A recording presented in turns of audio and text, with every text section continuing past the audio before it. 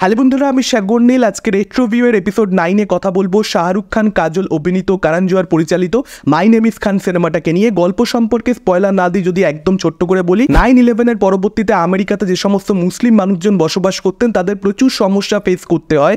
আমেরিকানসরা মুসলিমদের ওপরে প্রচণ্ড অ্যাগ্রেসিভ হয়ে ওঠে। সেরকমই একটা মুসলিম পরিবারকে কেন্দ্র করে এই ছবির গল্প।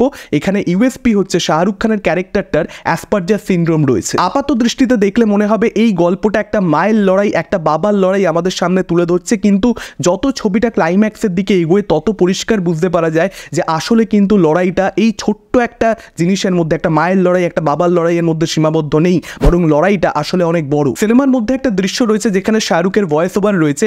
কুরআনে লেখা রয়েছে যে যদি একটা ইনোসেন্ট মানুষের মৃত্যু হয় তাহলে হিউম্যানিটির মৃত্যু হয়। সেই হিউম্যানিটির মৃত্যুই কিন্তু আমেরিকাতে 9/11-এর পরবর্তীতে হয়েছিল, এবং সেই হিউম্যানিটিকে রিএস্টাবলিশ করবার কাজ করছে যে লোকটা, সেই লোকটার নাম হচ্ছে খান, যে এই সিনেমার প্রধান চরিত্র, যে ক্যারেক্টারটা প্লে করেছেন শাহরুখ খান। অর্থাৎ লড়াইটা রেসিজমের বিরুদ্ধে, হ্যাট্রেডের বিরুদ্ধে ভালোবাসার লড়াই, এবং সেটাকে করণ জোহর ছবিতে যেভাবে এক্সপ্লোর করেছেন সেটা জাস্ট টেরিফিক, দেখবার মতন চমৎকার। এখানে খান যে ক্যারেক্টারটা, তার থেকে বেশি লার্জার দ্যান লাইফ ক্যারেক্টার আর কি বা হতে পারে। লার্জার দ্যান লাইফ ক্যারেক্টার বলতে আমরা সেই সমস্ত হিরোদেরকে বুঝি যারা অস্ত্র নিয়ে লড়াই করে, প্রতিবাদ করে অন্যায়ের বিরুদ্ধে, কিন্তু সবসময় কি অস্ত্র হাতে তুলে নিতে হবে, সবসময় কি অ্যাকশন করতে হবে লার্জার দ্যান লাইফ হওয়ার জন্য? তা কিন্তু নয়। খানকে দেখে সেটা খুব পরিষ্কারভাবে বোঝা যায়, কারণ আপনিও অ্যাকশন করা শিখতে পারেন, অ্যাকশন করতে আপনিও পারেন, আপনিও দুর্দান্ত ফিট হতে পারেন, আপনার বডি আপনি দুর্দান্ত বানাতে পারেন, কিন্তু খানের মতন মানুষ আপনি কি করে হবেন? খানের মতন মানুষ হওয়া কিন্তু, খানের মতন লার্জার দ্যান লাইফ হওয়া কিন্তু অতটা সোজা নয়। আমরা চাইলেই হতে পারবো না অতটা উদার মনের মানুষ। রকি আর রানি কি প্রেম কাহিনী মুক্তি পাওয়ার পরবর্তীতে যেহেতু ছবিটা সাকসেসফুল হয়, প্রচুর সাক্ষাৎকার করণ জোহর দেয়, এবং বেশ কিছু সাক্ষাৎকারে সে একটা কথা বলে যে মাই নেম ইজ খান ছবিটা সে বানিয়েছিল অ্যাওয়ার্ডস পাওয়ার জন্য। যেহেতু ফিল্ম মেকার হিসেবে তাকে কেউ সিরিয়াসলি নিচ্ছিল না, কারণ সে এন্টারটেনিং ছবি বানায়, যে কারণে সে মাই নেম ইজ খান ছবিটা বানায়, যাতে ফিল্ম মেকার হিসেবে তাকে অডিয়েন্স কোথাও একটা সিরিয়াসলি নেয়। মাই নেম ইজ খানের যেটা সবচেয়ে ভালো দিক, সেটাই কোথাও একটা রকি আর রানি কি প্রেম কাহিনীর সেকেন্ড হাফকে সাফার করায়, যে মেসেজিং যেটা অ্যাকচুয়ালি বক্তব্য ছবির, সেটা ওভার পাওয়ার করে যাচ্ছে ন্যারেটিভকে। সেই জিনিসটা রকি আর রানি কি প্রেম কাহিনী শেষ 1 ঘন্টায় আমরা দেখতে পাই। মাল্টিপল মেসেজ, মাল্টিপল সিনে সেটা কোথাও একটা স্ক্রিন প্লেকে স্লো করে দিচ্ছে, ছবিটাকে অযথা বড় করছে। সেই জিনিসটাই কিন্তু মাই নেম ইজ খানে হয় না। প্রচুর বক্তব্য ছবিটার মধ্যে রয়েছে, কিন্তু সেটা কোথাও ছবির যে মূল ন্যারেটিভ সেটাকে সমস্যায় ফেলে না, সেটাকে স্লো করে দেয় না। যে লোকটা জিরো সেন্স এন্টারটেনিং ছবি বানায়, সেই লোকটাও যে একটা সিরিয়াস সাবজেক্টকে নিয়ে খুব গুরুত্বপূর্ণ একটা ছবি বানাতে পারে, সেটাই কিন্তু করণ জোহর এই ছবিটার মাধ্যমে প্রমাণ করেছিল। নিজের ভার্সেটাইলিটিকে সে কোথাও একটা প্রমাণ করেছিল, এবং all the credit goes to Shivani Bhatija, যিনি এই ছবির রাইটার। তাকে ক্রেডিট দিতেই হবে। যেভাবে এসআরকের ক্যারেক্টারটা, অর্থাৎ খানের ছোটোবেলাটাকে দেখানো হয়েছিল, ভাইয়ের সঙ্গে তার যে কমপ্লিকেটেড রিলেশনশিপ, কিংবা মায়ের সঙ্গে তার যে সুন্দর সম্পর্ক, মায়ের কি ইম্প্যাক্ট ছিল, মা তাকে ছোটোবেলাতে কী কী শেখাতো, স্কুল জীবনে তাকে কীভাবে বুলি হতে হয়েছে, কিংবা দাঙ্গার কী ইম্প্যাক্ট ছিল তার উপরে, সেটাকে যেভাবে দেখানো হচ্ছে ছবিতে, stage was set for a big thing. এসআরকের ক্যারেক্টারটা, অর্থাৎ খানের ছোটোবেলাটা যে দুজন অভিনেতা প্লে করেছেন, তন্ময় ছেড়ে এবং আদর্শ গৌরব, দুজনে এত ভালো অভিনয় করেছে, এবং দুজনের অভিনয়ের সঙ্গে শাহরুখের যে অভিনয় সেটা এত সুন্দর সিঙ্কে ছিল। মানে একটাই ক্যারেক্টারকে যেন একদম ছোট্ট থেকে বড় বয়স অব্দি আমরা দেখলাম, সেরকমটাই ফিল করা যায়। এটা কিন্তু সমস্ত ছবির ক্ষেত্রে হয় না। অনেক সময় কিন্তু সিঙ্কে থাকে না ছোটোবেলার অভিনয়টা এবং বড়োবেলার অভিনয়টা, এবং তখন কিন্তু একটা জার্ক মনে হয়। একটাই চরিত্রের জীবন দেখছি, সেটা ঠিক ফিল করা যায় না। আমরা মেনে নিই, গল্পের খাতিরে দেখাচ্ছে, আমরা মেনে নিই, দ্যাটস ইট। কিন্তু এই ছবির ক্ষেত্রে মেনে নিতে হয় না। এবং এখানে শাহরুখ আর কাজলের কেমিস্ট্রি, দেখুন শাহরুখ কাজলের কেমিস্ট্রি নিয়ে আপনি যতই বলে যান না কেন, সেটা আফটার অল শেষ কথা হবে না। মানে তারপরেও আরও কথা বলে যেতে হবে, আলাদা করে ভিডিও সেটাকে নিয়ে বানানো যেতে পারে। দুজন অন স্ক্রিন মানে প্রচণ্ড ইজি, মানে দেখে মনে হয় যেন জলের মতন, যেখানেই আপনি দেবেন সেখানেই সেই আকার ধারণ করে নেবে, সেরকমভাবে বয়ে যাবে। অসাধারণ অসাধারণ শাহরুখ কাজল, মানে এই ছবিতে জাস্ট টেরিফিক। মানে সিরিয়াসলি বলছি, দেখে মনে হয় যদি আপনি বা আমি যে কেউ ক্যামেরা পেতে বসে এবং শাহরুখ কাজলকে বলে যে আপনারা একটু রোম্যান্স করুন তো, তাহলে বোধহয় একই আউটপুট পাওয়া যাবে, যে আউটপুটটা মাই নেম ইজ খানে পাওয়া গেছে। ডিরেক্টর ম্যাটারই করে না, এরকমটা মনে হয়, কিন্তু আসলে সেটা সত্যি হতে পারে না। ডিরেক্টরের ইনভলভমেন্ট 100% ম্যাটার করে। করণ জোহরকে ক্রেডিট দিতেই হবে এত সুন্দর সুন্দর ইনোসেন্ট লাভ মোমেন্ট ডিজাইন করবার জন্য মাই নেম ইজ খান ছবির মধ্যে। দুজনের ইকুয়েশনটা জাস্ট ব্যাপক লাগে দেখতে, মন্ত্রমুগ্ধ হয়ে। যারা আমরা রোম্যান্টিক ছবি দেখতে পছন্দ করি, আমাদের ছোটোবেলাটা তো বলিউডের ছবি দেখেই কোথাও একটা একটা বড় হয়েছে এটা তো আমরা কেউ অস্বীকার করতে পারবো না।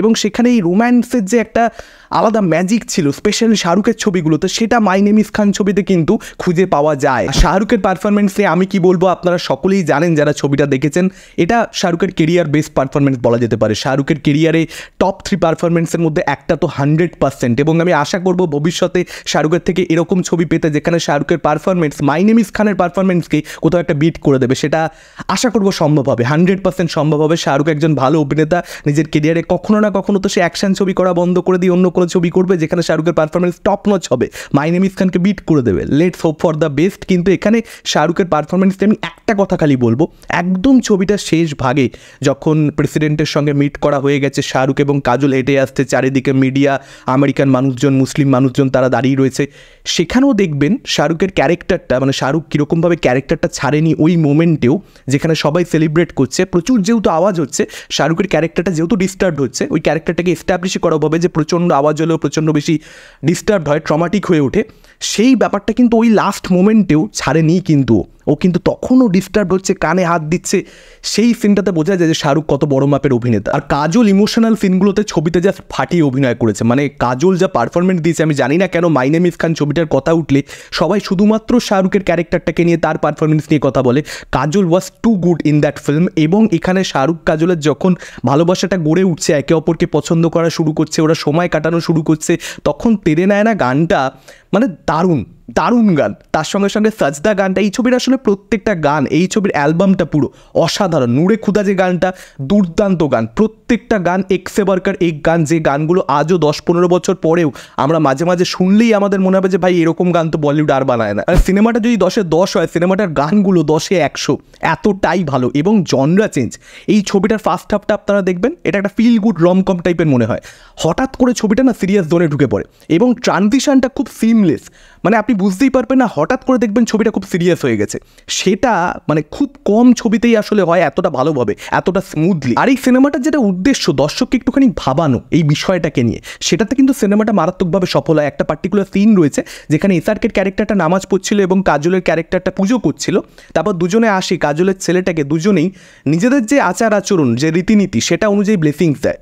সেই সিনটা বিউটিফুল, দুর্দান্ত একটা সিন। এবং তার সঙ্গে সঙ্গে আপনি যদি ভালো করে লক্ষ্য করেন, এখানে রাইস বলে একটা ক্যারেক্টার রয়েছে, একটা আমেরিকান ছেলে যে বেসিক্যালি কাজলের ছেলেটার বন্ধু, সেই ক্যারেক্টারটা এবং কাজলের ক্যারেক্টারটাও আফটারঅল যা করে এসআরকের ক্যারেক্টারের সঙ্গে, কারণ ঘটনা এমন ঘটে ছবির মধ্যে, সেটা কিন্তু কোথাও একটা প্রমাণ করে দেয় যখন মানুষ নিজে বিপদে পড়বে, যখন মানুষের নিজের সঙ্গে অন্যায় হবে, তখন কিন্তু মানুষের যে উদার হওয়া নীতি সেটা কোথাও একটা গায়েব হয়ে যায়। সেও কিন্তু কোথাও একটা সংকীর্ণ মনস্ক হয়ে পড়ে, সেও কিন্তু কোথাও একটা ঘৃণাকে ভালোবাসার উপরে স্থান দেয়।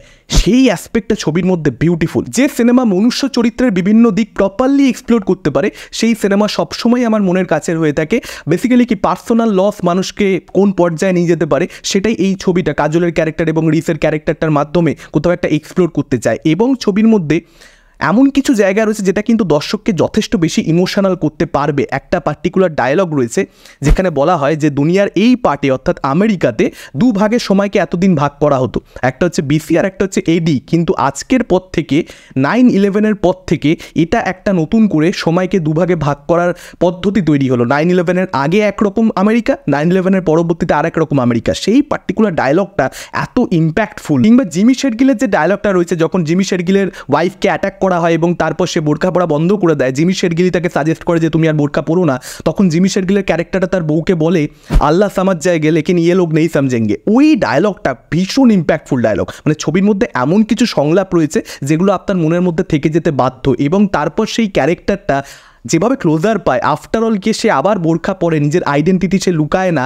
ওই সিনটা ব্যাপক। আর এসআরকের ক্যারেক্টারটার জন্য না, মানে খানের জন্য মানুষ প্রচণ্ড বেশি সিম্প্যাথেটিক হতে বাধ্য। একটা জায়গা রয়েছে যেখানে এসআরকের ক্যারেক্টারটা বাড়ি ছেড়ে চলে যাচ্ছে, কেন কি বৃত্তান্ত আপনারা জানেন, আমি স্পয়লার দিচ্ছি না, যারা দেখেনি ছবিটা, কারা দেখেনি আমি জানি না, যাই হোক। তো এইখানে এসআরকের ক্যারেক্টারটার ডায়লগ রয়েছে যে আমার বুকে প্রচণ্ড ব্যথা হচ্ছিল সেই সময়, আমি আদার রস খেয়েছিলাম, তাও আমার বুকে ব্যথা কমেনি।